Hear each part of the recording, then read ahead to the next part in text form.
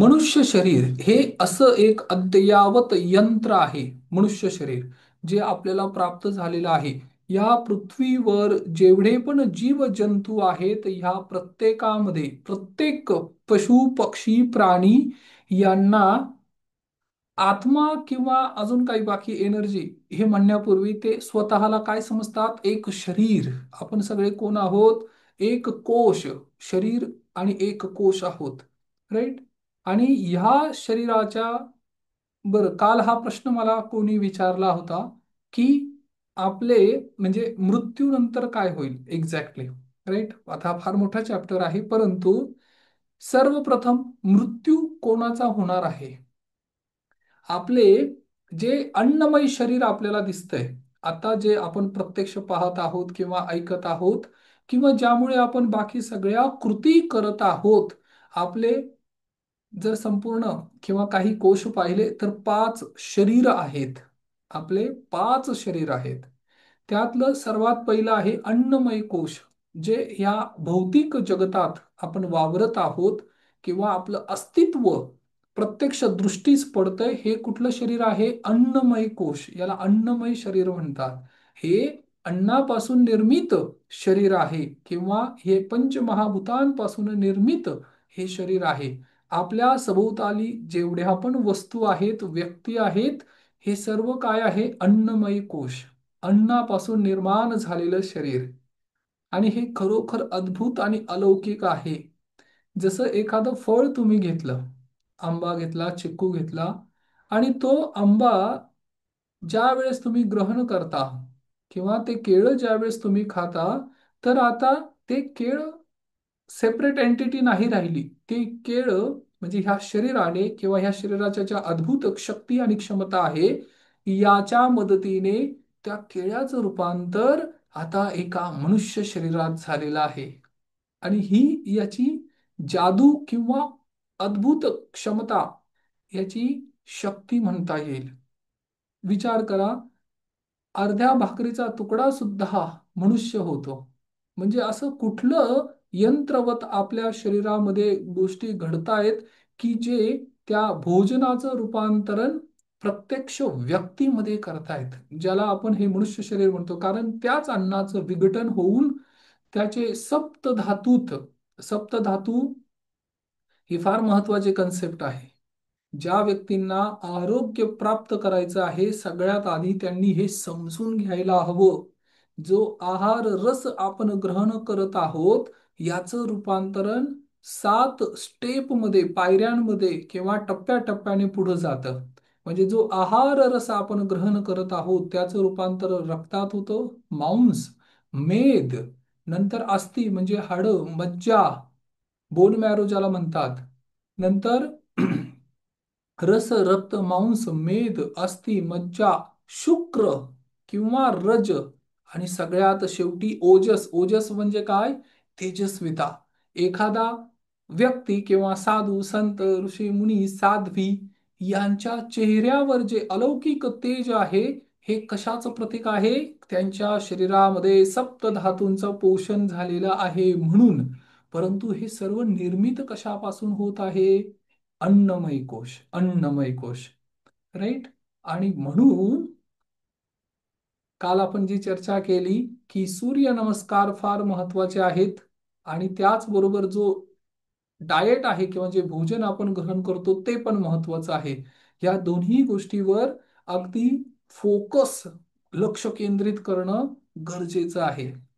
आणि यासाठी खरं तर कार्डियक एक्सरसाइज करणं अति आवश्यक आहे. उदाहरणार्थ काल सुद्धा मी म्हणालो की तुम्ही जागेवर जम्पिंग जर करत असाल, तर त्याच्याने सुद्धा शरीरामध्ये रक्तप्रवाह किंवा ऊर्जा शक्तीचा संचार होणं अगदी सुलभ होतं. ओके. तर हे पहिला कोश झाला अन्नमय कोश. त्याच्यानंतर कुठला कोश आहे? प्राणमय कोश. जे प्राण आपल्या संपूर्ण शरीरामध्ये पोहोचवण्याचं कार्य होत आहे. हे प्राण हे सुद्धा आपलं एक शरीर आहे. बऱ्याच वेळा काही व्यक्ती कोमामध्ये असतात, परंतु त्यांना मृत घोषित करत नाही का? कारण प्राण आहेत अजून. त्याला प्राणमय कोश म्हणतात. ज्या व्यक्तीला पॅरालिसिस होतो, अर्धांग वायूत याचा अर्थ काय? अवयव आहेत, परंतु प्राणांचा संचार मात्र होत नाही. आणि तो प्राणांचा संचार म्हणजेच प्राणमय कोश, हे आपलं दुसरं शरीर. तिसरं शरीर मनोमय कोश. मनोमय कोश म्हणजे जे आपले विचार आहेत, विचारांनी सुद्धा आपण इथे टिकून आहोत, किंवा आपलं अस्तित्व सिद्ध होतं कशाने? विचाराने. राईट. आणि चौथा कोश कुठला आहे? विज्ञानमय कोश, म्हणजे ज्या आपल्या भावना आहेत, भावना, इमोशन. कधी विचार नकारात्मक असतील किंवा सकारात्मक असतील, परंतु जे भाव आहेत, भावना आहेत, त्या व्यक्तीला ड्राईव्ह करतात. इमोशन हे सुद्धा आपलं एक शरीर आहे. आणि बऱ्याच वेळा म्हणतात की ह्या क्षणी, आत्ता तुम्हाला जे फील होतंय, आत्ता ह्या क्षणाला जर तुम्हाला आनंद फील होत असेल, तर बरेच व्यक्ती योगी अशा मुहूर्तामध्ये स्वतःच्या शरीराचा त्याग करतात. का? कारण पुढे सद्गती प्राप्त व्हावी. कारण ते इमोशन आपण कॅरी फॉरवर्ड करतो. या जगातून जाताना बाकी कुठल्याही ऐहिक वस्तू घेऊन जाऊ शकत नाही, हे आपण कितीतरी वेळा ऐकलेलं आहे. परंतु आपण नेताना इमोशन मात्र घेऊन जाणार आहोत. म्हणजे ज्या भावात किंवा ज्या भावनेमध्ये आपलं शरीर पूर्ण होत आहे, ते इमोशन आपल्याबरोबर कॅरी फॉरवर्ड होतील. मग जर हेटर्ड असेल, राग, द्वेष, तिरस्कार घेऊन एखादा व्यक्ती जर मरण पावला, तर त्याच्याबरोबर हे सगळे इमोशन सुद्धा कॅरी फॉरवर्ड होतील. लक्षात आलं? म्हणून आपल्याला इमोशनचा स्टडी करायचा आहे, किंवा जे आपले भाव आहेत हे शुद्ध ठेवणं फार गरजेचं आहे. भगवंताची पूजा आराधना करताना सुद्धा हा पर्टिक्युलर शब्द वापरला जातो. हर चीज है तेरा भाव रे, तेरा भाव शुद्ध, सब कुछ शुद्ध. भाव शुद्ध नाही आणि कर्मकांड कितीही केले तरी त्याचा उपयोग नाही. म्हणून काय करावं लागेल? भाव नेहमी शुद्ध, अंतःकरणात प्रेम किंवा दया किंवा क्षमा किंवा अ, आभार, हे जे हे वेगवेगळे जे भाव आहेत ना, हे जागृत करावे लागतील. आणि हे जसं जागृत कराल तसं जीवनामध्ये परिवर्तन आणि बदल घडायला सुरुवात होईल. बाकी दुसऱ्या कोणासाठी नाही, परंतु स्वतःसाठी तरी हे करणं गरजेचं आहे. आणि एक पाचवं शरीर आहे, ज्याला म्हणायचं आनंदमय कोश. चौथ्या शरीराला आकाश तत्व सुद्धा म्हणतात, म्हणजेच इमोशन. आणि पाचवं शरीर जे आहे ते आहे आनंदमय कोश. आनंद म्हणजे हा आपला स्वभाव आहे. ब्लिस हा आपला स्वभाव आहे. आणि तुम्ही आनंदी कधी होऊ शकता माहितीये? ज्या वेळेस तुम्ही स्थिर होता, स्थिर. आणि स्थिर झाल्यानंतर जसं तुम्ही अंतर्मुख होत जाल, तसं तुमच्या आत असलेली ती शक्ती किंवा तुमचं अस्तित्व हे समोर यायला सुरुवात होईल. राईट. आणि म्हणून आपल्याला ब्लिस हा जो आपला स्वभाव आहे तो प्राप्त करून घेणं गरजेचं आहे. प्रत्येक व्यक्ती, कोणाच्याही जीवनामध्ये ज्या पण काही गोष्टी होत आहेत, म्हणजे वर खाली, अप अँड डाऊन, संघर्ष किंवा संकट, परंतु तरी सुद्धा ही गोष्ट लक्षात ठेवा की तुमचा मूळ स्वभाव आनंद आहे. आणि त्या आनंदाची प्राप्ती करणं फार फार महत्वाचं आहे. हे पाच कोश आणि हे मनुष्य शरीर, आणि यालाच कोश म्हणतात. देव किंवा आत्मा याच्या शोधात योग पडत नाही. योग जो आहे ना, तो याच्यात नाही पडत. मग कशात योग, कशात रिसर्च करत आहे, किंवा योगाचं काय म्हणणं आहे की जे तुमचं अस्तित्व आहे ना, प्रथम त्याचा अनुभव घ्या. हम्म. आता उदाहरणार्थ, मूळतः आपल्या शरीरामध्ये दोन प्रोसेस होत आहेत. म्हणजे हा आपला स्वभाव आहे जनरल. काय काय स्वभाव आहे? एक आहे स्वसंरक्षण, स्वतःचं संरक्षण, सिक्युरिटी. राईट. आणि दुसरं काय आहे? अनंताच्या शोधात, म्हणजे कुठलीही बाउंड्री किंवा बंधन त्याला मान्य नाही. हे दोन्ही विपरीत स्वभाव आहेत. ज्या वेळेस स्वसंरक्षणासाठी अवतीभोवती भिंती बांधल्या जातात का? भिंती मागून भिंती मागून भिंती, त्यावेळेस ती स्वरक्षणाची किंवा स्वतःच्या रक्षणाप्रित्यर्थ केलेली कृती आहे. परंतु जसं जसं अंतर्मुख होत जाल किंवा त्याच व्यक्तीला जर काही कारणास्तव पुन्हा कोणी विचारलं तर ते म्हणतील असं वाटतं की आता मी जेलमध्ये बंद झालोय की काय. राईट. म्हणजे हा आपला मूळ स्वभाव आहे. आणि हे अद्भुत असं शरीर यंत्र प्रत्येक व्यक्तीला मिळालेलं आहे. मग याच्यासाठी एक प्रयोग करा. जर तुम्हाला अवतीभोवती एखादा वृक्ष असेल तर त्या वृक्षाकडे एकटक पहा. आणि एकटक पाहत असताना जो श्वास, प्रश्वास, उच्छ्वास, आना पान, प्राण अपान, प्राण वायू, अपान वायू, जो श्वास आतमध्ये जात आहे, थोड्या वेळासाठी असं ऑब्झर्व करा की तो जो श्वास आहे तो त्या वृक्षाचा, म्हणजे वृक्ष जे देतात ते ऑक्सिजन, आपण घेतो ऑक्सिजन, आपण देतो कार्बन डायऑक्साईड, वृक्ष घेतात कार्बन डायऑक्साईड. जो वृक्षाचा उच्छ्वास आहे तो आपला श्वास आहे आणि जो आपला उच्छ्वास आहे तो वृक्षाचा श्वास आहे. असं करत जर तुम्ही एकटक त्या वृक्षाकडे पाहिलं तर तुमच्या लक्षात येईल की मी आणि वृक्ष एकच आहे. त्यानंतर हीच प्रोसेस, हीच प्रक्रिया तुम्ही तुमच्या अवतीभोवती करू शकता. राईट. आता जरी तुम्ही हजारो लोकांमध्ये असाल तर त्या हजारो लोकांमध्ये सुद्धा तुमचंच अस्तित्व आहे. कारण at the energy level we all are one. ऊर्जा शक्तीच्या स्तरावर आपण सगळेजण एकच आहोत ऍट द एनर्जी लेवल. आणि everything is made up of energy. हे सगळं जे काही दिसतंय आपल्याला अवतीभोवती हे काय आहे? ही ऊर्जा शक्ती आहे. आणि energy vibrate at particular frequency. आता तुमचं जे शरीर दृष्टीस पडत आहे हे का? एक लहान बाळ, लहान मुलाचं शरीर आणि एक प्रौढ व्यक्तीचं शरीर, या दोघांमध्ये फरक काय आहे? फरक त्यांच्यामध्ये फक्त त्या फ्रिक्वेन्सीचा आहे की ज्या पर्टिक्युलर फ्रिक्वेन्सीला ते व्हायब्रेट होत आहेत. राईट. म्हणून at the energy level we all are one. ऊर्जा शक्तीच्या स्तरावर आपण सर्वजण एकच आहोत.